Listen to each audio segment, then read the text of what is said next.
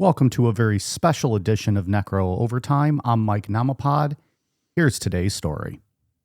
This is a very special edition, like super special edition. You're super into this story. It's not so very often that the UFO subject goes all the way up to the White House, where there's like the full mainstream media is covering it. Yeah, I think, in my opinion, many erections have been had at Ian's house this week, covering learning about alien and UFO material.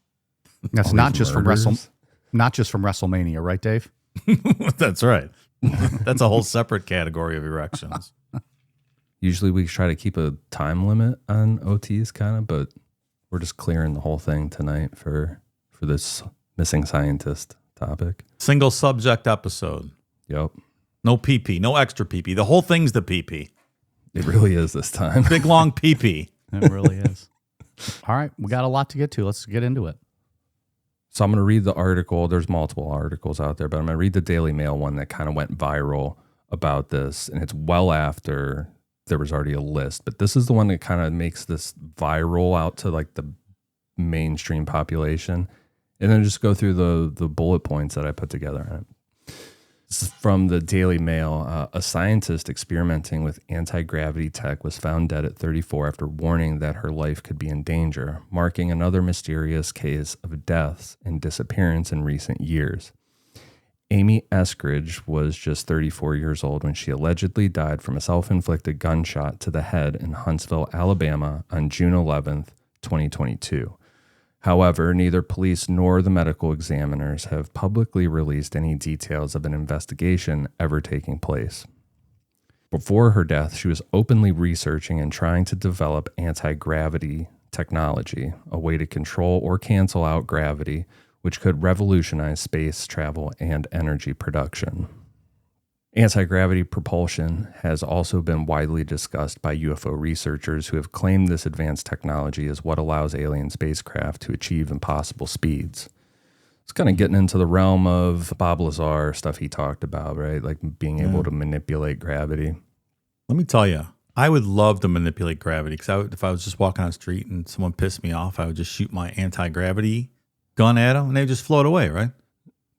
Sure. See you later. If you're not bound by the laws of gravity anymore, you're just going to go up into the atmosphere. See ya. But speaking of laws, there is no law that says you can't make someone float, so you're protected. Right. I agree. I haven't committed any crime. I've unsubjected you to the laws of nature. So it's my prerogative. It's like Bobby Brown, my prerogative, bitch. They go on to say conspiracy theorists have also claimed the United States military has been experimenting with this technology for years, but the government has denied that alien technology exists. In 2020, Eskridge said that she was planning to present novel foundational work regarding anti-gravity, but needed approval from NASA. Since her passing, shocking details, including an unearthed interview with Eskridge herself and independent findings submitted to Congress, have claimed that the death was not a suicide and was instead part of an elaborate murder conspiracy. Eskridge's death marks the 11th person with ties to America's space or nuclear secrets who has died mysteriously, vanished in recent years, putting United States national security experts on edge. The Daily Mail reached out to Eskridge's family, as well as medical officials in Huntsville, for comment on circumstances surrounding her death. The scientist also claimed that she specifically co-founded her research company, the Institute for Exotic Science, to create a public-facing persona to disclose anti-gravity technology. Was she on the NASA payroll still at the time of her death? No. She's not really a NASA anything. Oh, I'm about to debunk like all of this. Oh, quit jumping ahead, Dave. Let him do his debunking. I will leave what I've what I've previously read. She's never associated with NASA. Her father legit is, but she is not really. We're all being bamboozled here. All right, well, fuck me, somebody. Man. All right. There's like 2 scientists on this list that are like legit worth looking into, or 2 people on this list, I think. Interesting.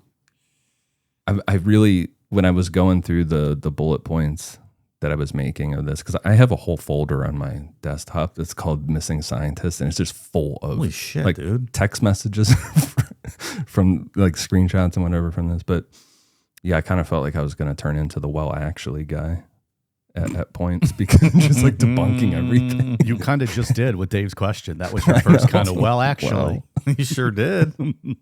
You've just been well actualized, Dave. Well, let me get that anti-gravity. You're going to be floating out of here, pal.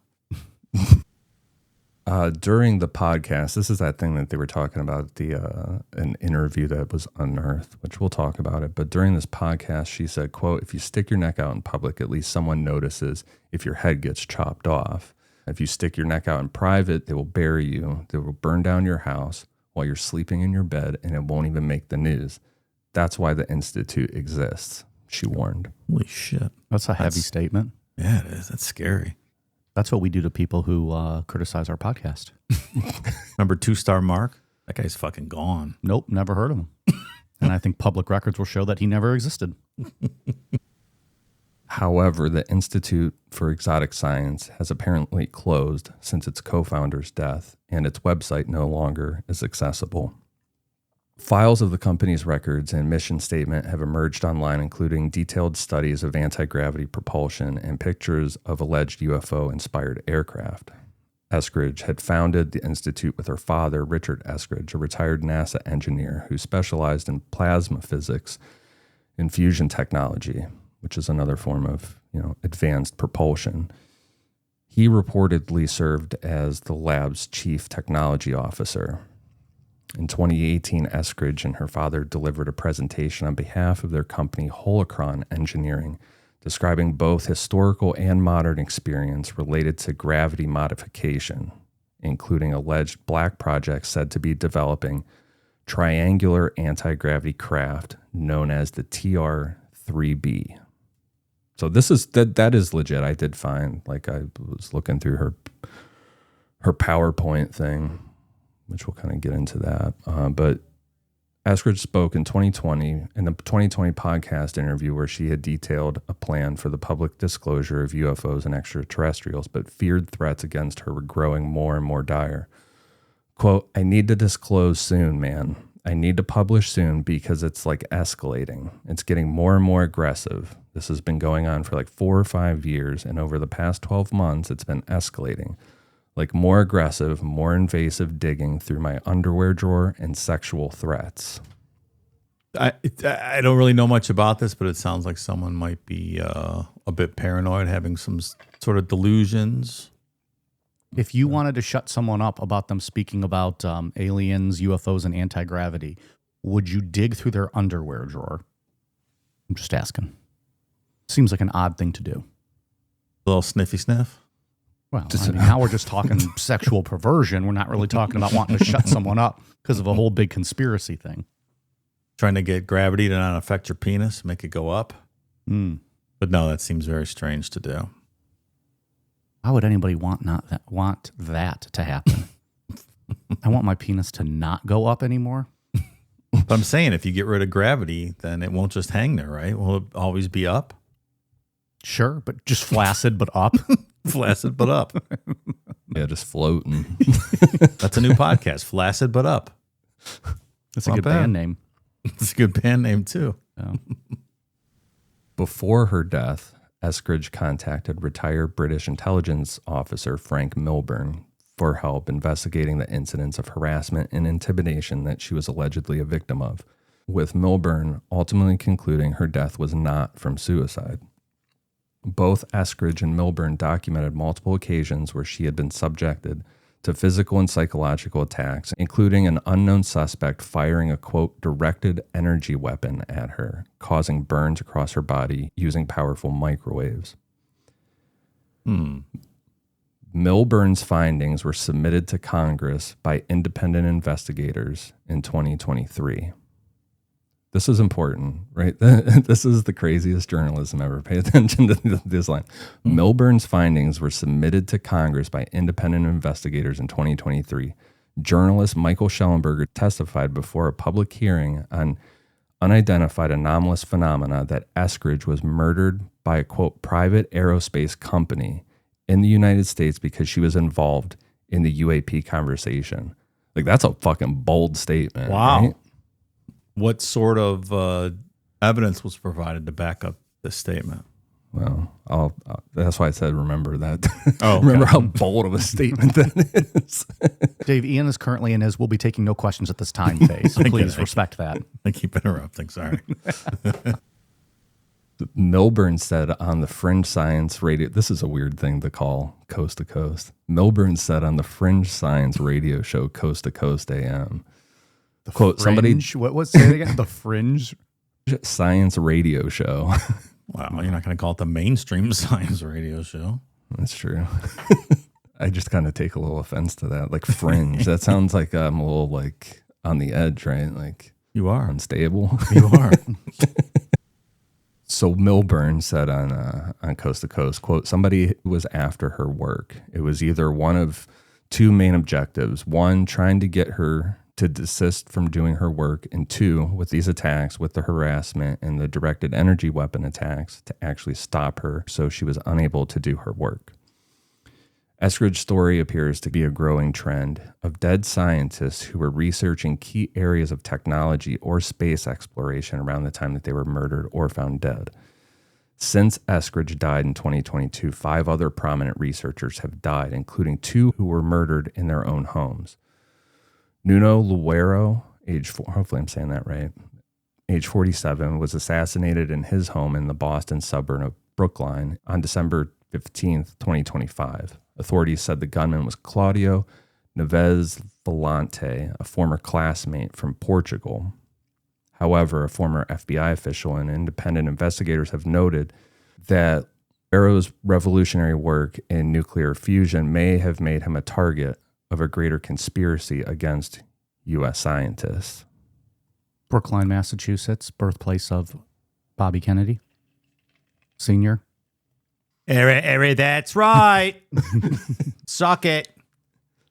Is that like they just like always lived there? They lived in The that Kennedy whole family. Yeah, that whole area.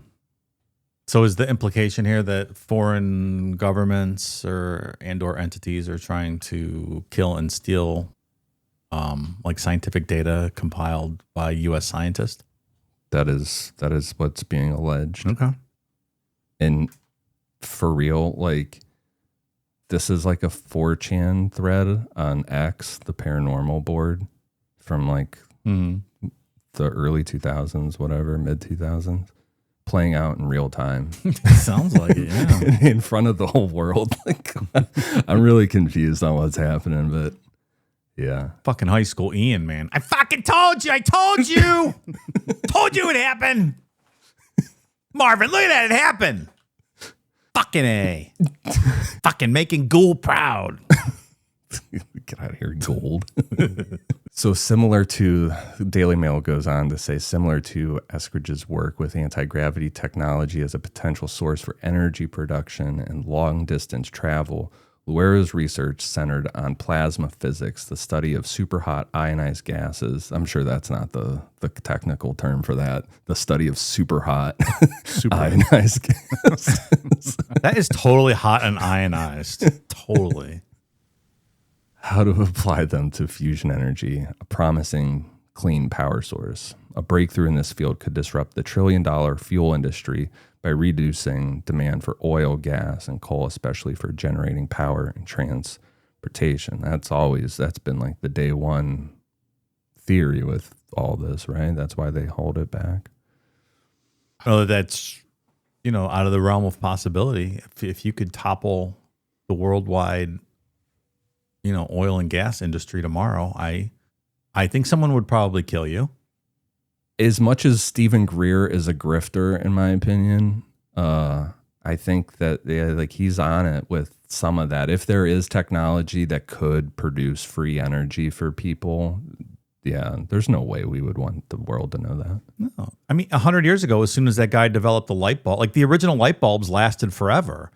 And they all got together like, no. That's not going to work. And they changed the whole design of the light bulb. So they lasted for a couple of months. And you had to rebuy them. And Then there's a guy that developed one that lasted forever, and GE bought the patent and locked it up. So, it's exactly what companies like that would do if you're going to offer free energy to the world. Is the light bulb patent by GE locked up right next to the Coca-Cola recipe? Probably. It's just as important, right? Well, nothing's as important as the Coke recipe. To them, it is.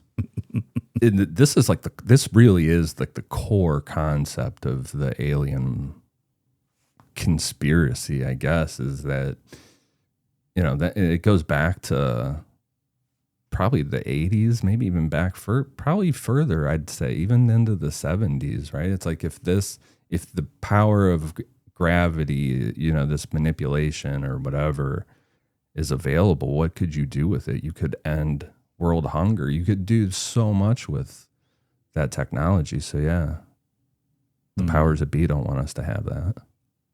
Trying to think, how would you end world hunger with anti-gravity power? Give me an example. They talk about being able to grow, being able to farm in places that typically wouldn't be able to have like a climate for that, Linda Moulton Howe's she's a huge proponent of like climate change and stuff like that. And she's laid out some pretty good ideas, or like interviewed some legit scientists and stuff that have put out some just wonder about it, like a what if. Yeah. Well, I mean, clearly the most wealthiest and most powerful people in the world are not really interested in helping or bettering humanity. You can tell by the state of the world we live in now. That's never been a concern of anybody's. The amount of wealth to fix all the problems is there. Oh, yeah, for sure. It exists. It's just not being used properly because we're humans. Well, we're scumbags. You guys sound like a bunch of fucking commies to me. So it goes on to say that another scientist was gunned down in an unprovoked attack at his home in California. Astrophysicist Carl Grillmar, age 67, was killed on February 16th, 2026, after being shot on his front porch at around 6 a.m. local time. The scientists worked on the NEOWISE and NEOSurveyor, NASA's infrared telescope projects that track asteroids, but use same physics as military systems for tracking satellites and missiles. Speaking of satellites, real quick, I feel like I'm all over the place, but I saw a picture of all the satellites that are around Earth pointed out on a map. When Earth is gone. It's crazy. Like, we literally are completely covered in satellites. Yeah, there's just thousands of them up there, right? It's fucking crazy to look at, all lit up. NASA scientists Michael David Hicks and Frank Mywald, both who worked at the space agency's Jet Propulsion Lab in California, died from unknown circumstances at early ages. Mywald, 61, was a lead researcher on a breakthrough that could help future space missions detect clear signs of life on other worlds just 13 months before he died in 2024. Hicks, who passed away in 2023, just a year after leaving JPL at age 59, had been involved with the DART project. I'm not sure what DART stands for. I'm sure I have it in my stuff later. Probably get to it. NASA's test to see if humans could deflect dangerous asteroids away from Earth. NASA Double Asteroid Redirection Test. Planetary defense mission that successfully impacted the asteroid moonlet Dimorphos on September 26, 2022, altering its orbit by 33 minutes. It's impressive. I could have got 34, but they didn't ask me to come help. Where were they in that movie Deep Impact when Morgan Freeman was president? He could have used the help, right? Well, in all fairness, they probably assumed Morgan fucking Freeman's got this handled. That's good. He doesn't need DART coming in there fucking things up. NASA's JPL has not commented on the deaths of Mywald or Hicks and did not reply to the Daily Mail's inquiries into the nature of the scientists' work before their deaths. In another mysterious incident, Jason Thomas, a pharmaceutical researcher testing cancer treatments at Novartis, I think is the name of the company, was found dead in a Massachusetts lake on March 17th, 2026, after disappearing without a trace 3 months earlier. Local police have claimed there was no foul play suspected. As for the individuals who disappeared and have still not been found, 4 cases have been connected to missing Air Force General William Neal McCasland, who allegedly had knowledge of the government's nuclear and UFO-related secrets. Tennessee Congressman Tim Burchett told WABC Radio in New York that McCasland had been a key figure in America's secret research into UFO and extraterrestrial technology before his retirement. Burchett claimed, quote, "He's the guy that had a lot of nuclear secrets. I've been told by several sources that he was the gatekeeper for the UFO stuff." If you want to get through the gate, you get rid of the gatekeeper, right? Yeah, or if you want to close the gate, get rid of him too. Keep it closed. Tim Burchett's the kind of the leading person right now out there saying that all this stuff exists, that there's underwater. I mean, he's very much in the camp of it's underwater. He says that he's been briefed on things that have happened in the water that we cannot explain. Yeah, he said a couple weeks ago, a couple days ago, that if American people knew the stuff that he'd heard, they would be, I don't know what the exact word was, but astounded, freaked out, Panic-like incredulous. something Like that. Yeah.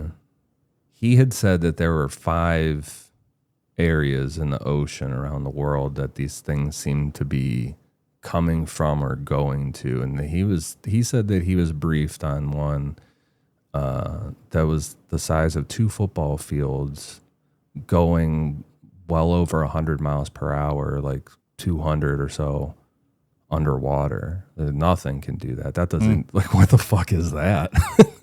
Wow. Or is he being played by somebody? Or is he playing us? Right.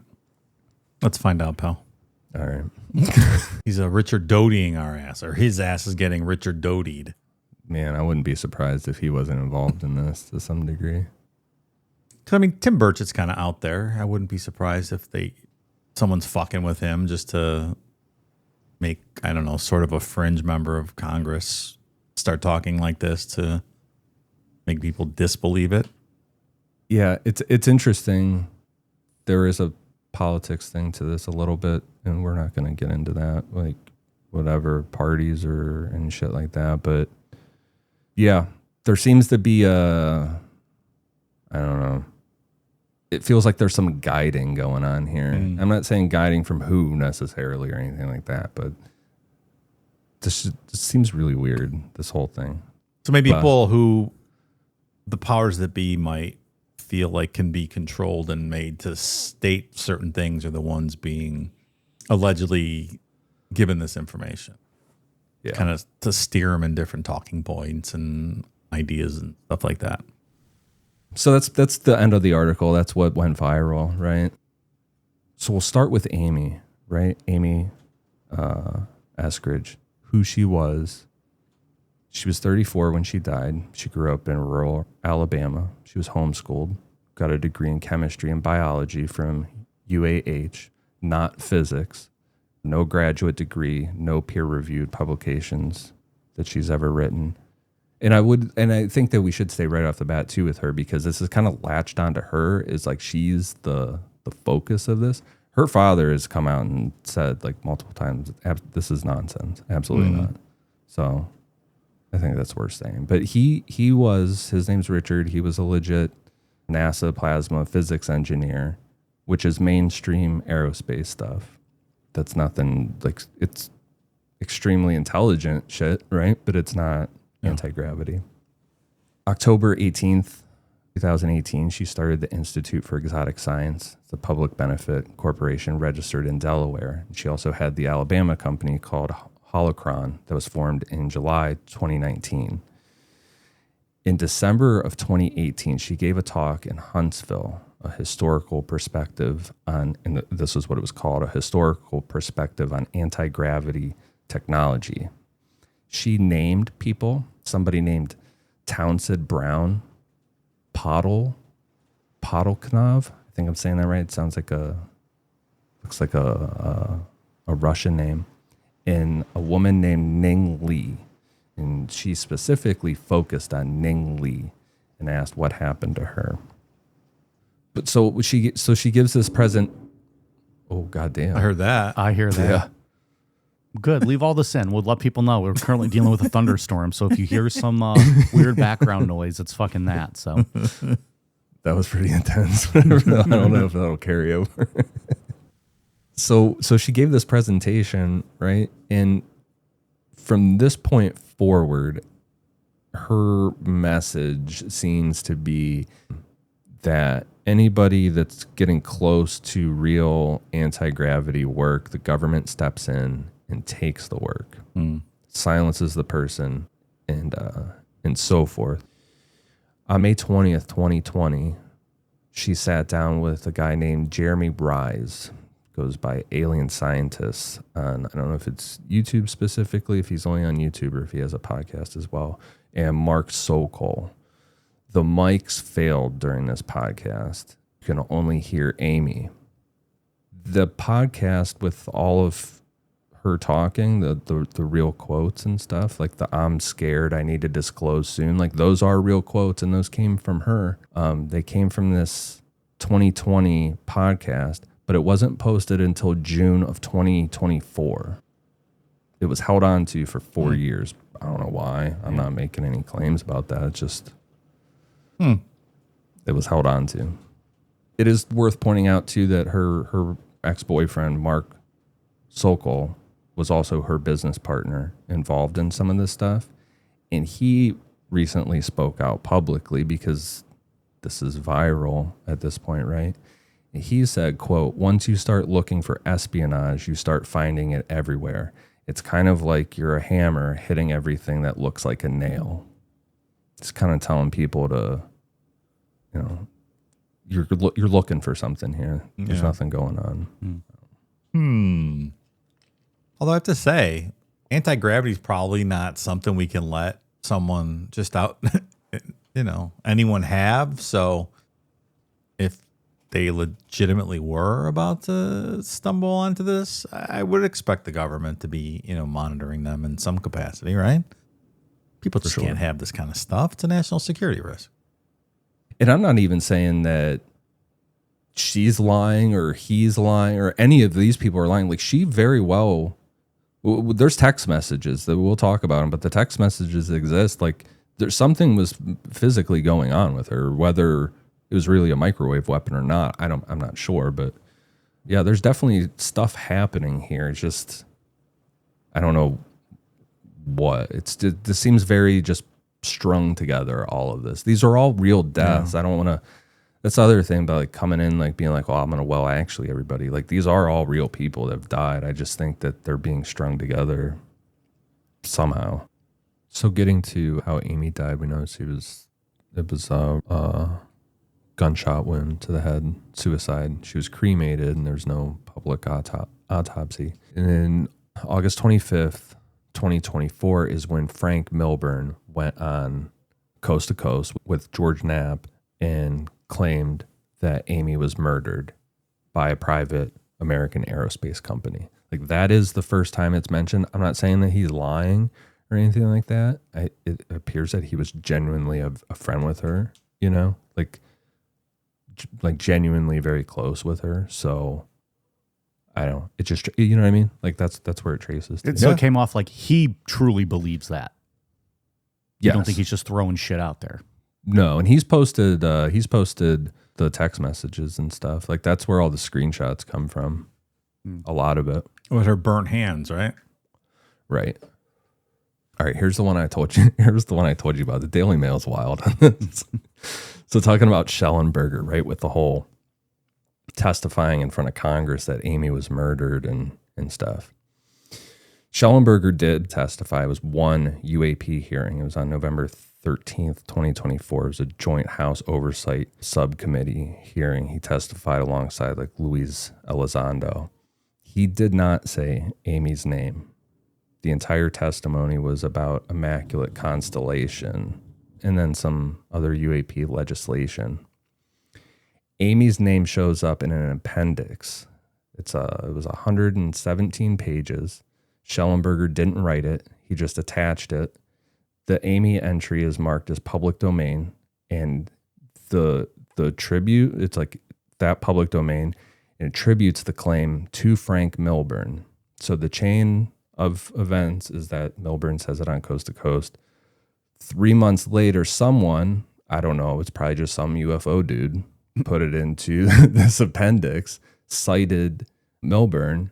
Schellenberger attached it to the end of his stuff, like the shit you have to promote or that you have to turn in for those subcommittee hearings. I don't know. So he didn't testify it. He didn't say it. A little different. Yeah. Daily Mail just like went into business for themselves on that and decided to say that Congress said. Congress didn't say. Well, Yeah. That's one way of looking at it. I don't really feel like we have to go through all the texts, like bullet points one by one. I'll put some links out there to like maybe some imager galleries of them or something. But something is clearly happening to her. My initial thought is like, if a microwave weapon is hitting you, how did it get so perfect to where just your hands are red? I had a question about that. I don't have an answer for you. No, yeah. There are so many text messages out there from her that have been released, various screenshots of things. Text messages, there's some signal chat stuff with her.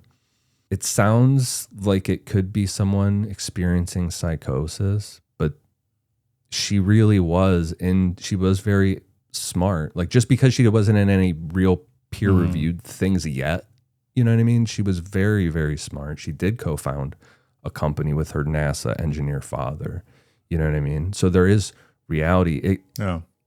And she might have been a part of something for real.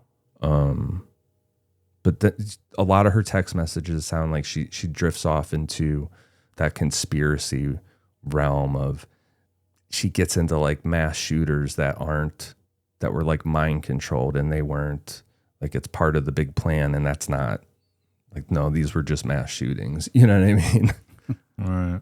Like, she kind of blurs the line in those text messages. Mental illness? Is that what's at play here? Or it could be both, right? There's usually some reality in psychosis. So this Ning Lee lady, this was probably the most interesting thing that I found out in this whole research of this, right? So Amy cites this Ning Lee lady that, like, oh, this lady disappeared, and this is the start of all of this.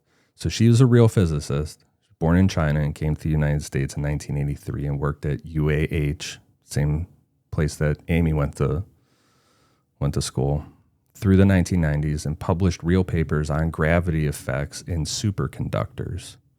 Super smart lady.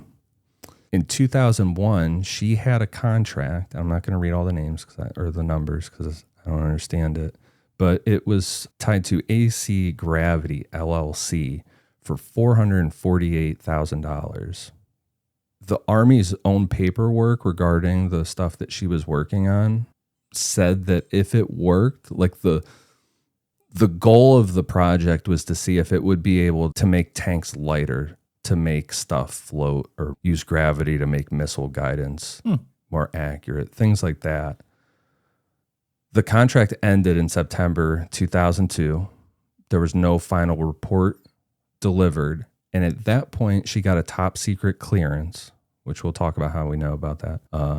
She got a top secret clearance and then stopped publishing. She just kind of went dark.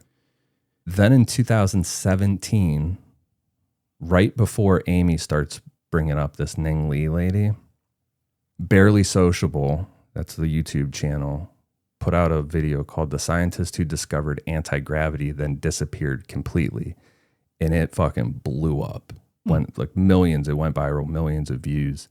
And that's where Amy got this whole idea from, it appears. This whole like conspiracy against anti-gravity people.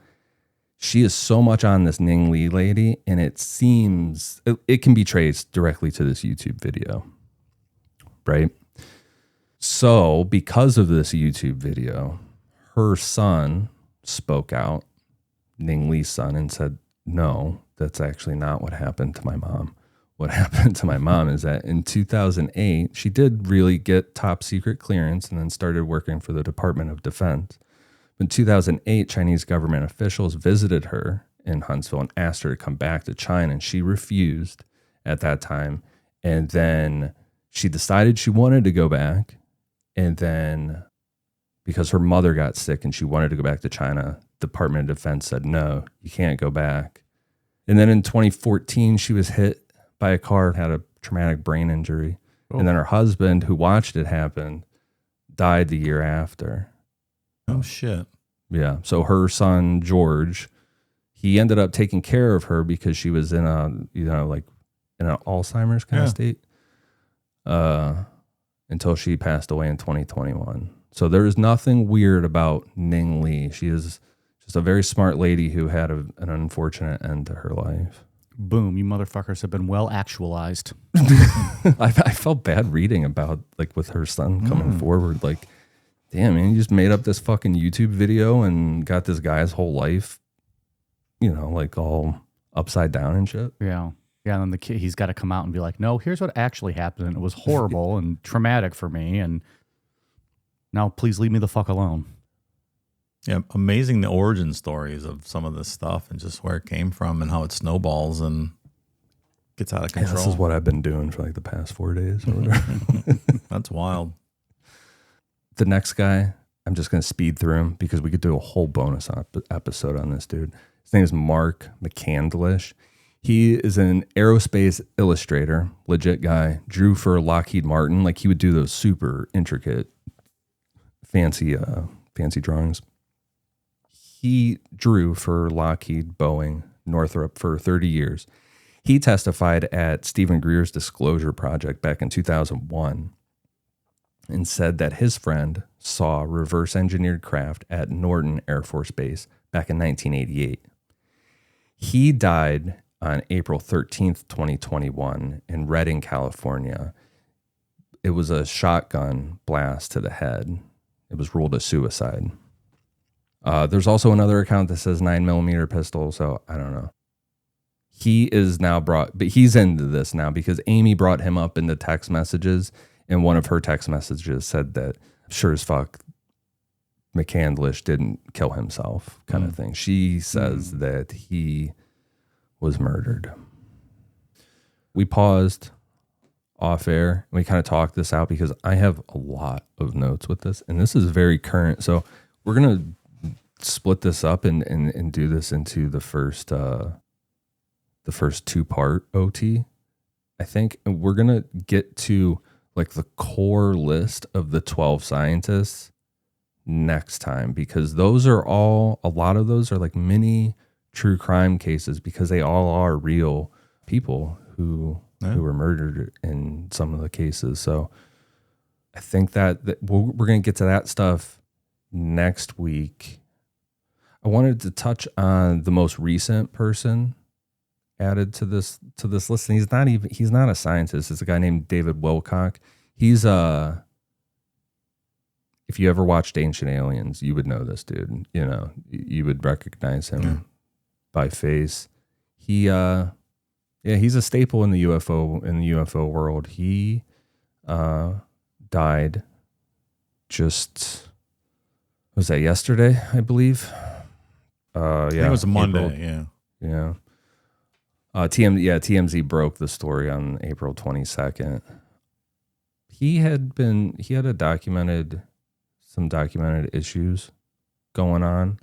On April 18th, he posted on X, quote, very intense stuff going on this weekend. April 19th, he did a live stream that said, quote, every day I have on this earth is a gift and a blessing because frankly, people are disappearing. Scientists are going missing. It's a little bit scary. So he did acknowledge this. April 21st, Boulder County Sheriff's Office gets a 911 call at 10:44 a.m. from a residence near Netherland, Colorado. Deputies arrived and encountered a man outside with a weapon. He turned it on himself minutes later. That's David Wilcock, unfortunately. TMZ broke that story, and Representative Luna later confirmed it that night. The police feel that he that it was a suicide by cop situation. That's what they feel. That's what they've kind of put out there. He did have some public legal stuff going on, like a divorce that was going on, and divorce drives a lot of men crazy, pal. He had talked on live streams, you know, had voiced that he wasn't in the greatest of spots at various times. So yeah, seems unfortunate. It doesn't seem like he's involved in any of this at all, other than. Well, he is now, because he's going to get looped in all of it with all these conspiracy things. So yeah, but yeah, it's worth going out and reading some of his old shit, because he had some cool ideas. But that is where we'll pick it back up on part 2. First ever part 2 overtime. A lot going on in this shadow world. I said back when we did that UFO disinformation story back in, like, you know, Paul Benowitz's fucking getting transmissions into his house. Richard Doty's lying to him. Like, man, what a world. Like, that would be so cool to be alive when the 80s, when people are like, all this UFO stuff's going on. It's happening, right? We got one going on right now. Wish granted, motherfucker. It's back. Fuck yeah, Marvin. I'm sure there will be more, because there was somebody else this morning of April 23rd that the person that was added today is one of the legit people on the list to be talked about, I think. So that's all I got for tonight. This has been a very special edition of OT, as we said. Needs a whole second special edition. I feel like I talked for a lot tonight. Well, you said coming in that you had notes and notes. You spent 4 days doing it. Yeah. It was a thorough episode. People are going to enjoy that. Well, obviously we'll save more thoughts for tomorrow or next week, but Ian, did you have any other thoughts on like the stuff we covered today, the Daily Mail article, any of these people specifically? Anything people should check out that you remember specifically related to like this stuff tonight? Or even, I think if you want to really like dig into it, just get on Reddit and just start going to subscribe to all the UFO subreddits, like r/UFOs, r/aliens, r/interdimensional beings, like every weird fucking subreddit you can think of. Go start subscribing there and just browse around. A lot of times it's in the comments. You can find shit where someone will they'll say something in a comment and link to something that's not posted anywhere else. So. And that's what we call going down the rabbit holes, right? And the deep dives and getting into all that. And then you got like 6 tabs open with different links. Yeah. I feel like I needed this. And I haven't gone down like a rabbit hole, and it feels like such a long time. So it's interesting. We'll see what comes of it. We're also going to talk about in part 2 that I didn't get to bring up. Remember that fucking guy that blew himself up in a Cybertruck outside the Trump Tower back in 2025? I do. Yeah, he was talking about anti-gravity stuff too. We'll bring him up in part 2. All right. Well, okay. You guys got anything else? Dave, anything else on your end? No, sir. Not a thing. Okay. Well, looks like we're all set. Thank you, everyone, for spending your evening with us. We'll see you next week. Bye.